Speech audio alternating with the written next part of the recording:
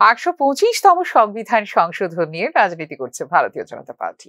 একে ভোটের টপ হিসেবে ব্যবহার করছে বিজেপি। শনিবার এডিসি দিবস উদযাপন করতে গিয়ে এই অভিযোগ করল ত্রিপুরা প্রদেশ কংগ্রেস।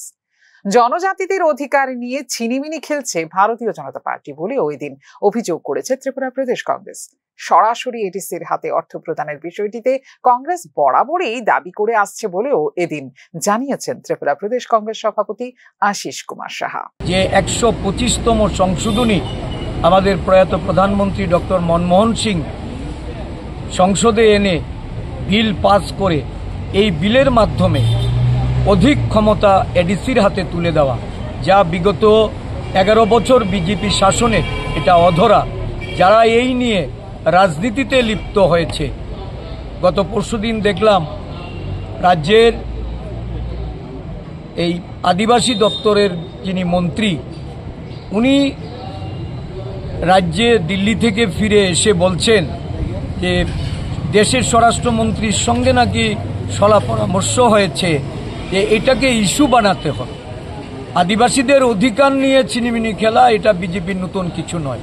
ভারতবর্ষের 12 কোটি এই আদিবাসী জনগণ তারা এটা প্রত্যক্ষ করছে, কিন্তু এই উপজাতি কল্যাণ দপ্তরের মন্ত্রীর ভাষা এটা বুঝলাম যে আরেকটা নির্বাচনী টুপ। এটা স্বরাষ্ট্রমন্ত্রীর ঘরে এই ষড়যন্ত্রের যে পরিকল্পনা এটা গৃহীত হয়েছে এবং সেখানে আদিবাসীদের আবার তাদের ভাবাবেগকে কিভাবে কাজে লাগানো যায় ক্ষমতা দখলের জন্য।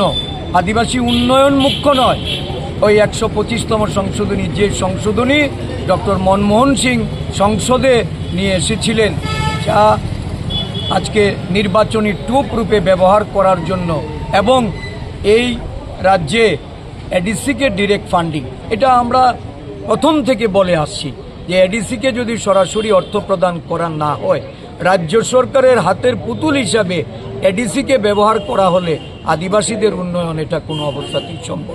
আসাম, মেঘালয়, ত্রিপুরা এবং মিজোরাম রাজ্যগুলোর উপজাতি এলাকাগুলোতে প্রশাসনের জন্য একটি শক্তিশালী ব্যবস্থা তৈরি এবং জনজাতি গোষ্ঠীর অধিকার রক্ষা করার ক্ষেত্রে 125তম সংবিধান সংশোধন গুরুত্বপূর্ণ। এই সংশোধনের লক্ষ্য হলো সংবিধানের 6ষ্ঠ তফসিলের অধীনে থাকা রাজ্যগুলির উপজাতীয় অঞ্চলগুলিতে স্থানীয় স্বায়ত্তশাসন বাড়ানো এবং তাদের উন্নয়ন নিশ্চিত করা। 2020 সালে স্বরাষ্ট্র বিষয়ক বিভাগীয় সম্পর্কিত স্থায়ী কমিটি একাধিক বিষয় তুলে ধরার কারণে সংবিধানের 125তম সংশোধনী বিল 2019 এখনো পাস হয়নি পার্লামেন্টে। এই সমস্যাগুলি সমাধানের জন্য একটি নতুন প্যানেল গঠনের ঘোষণা দিয়েছিল কেন্দ্রীয় সরকার, কিন্তু এখনো পর্যন্ত এই বিষয়ে কোনো পদক্ষেপ না নেওয়ায় প্রশ্ন তুলছে বিরোধী রাজনৈতিক দলগুলো। ফিউরো রিপোর্ট, নিউজ নাও।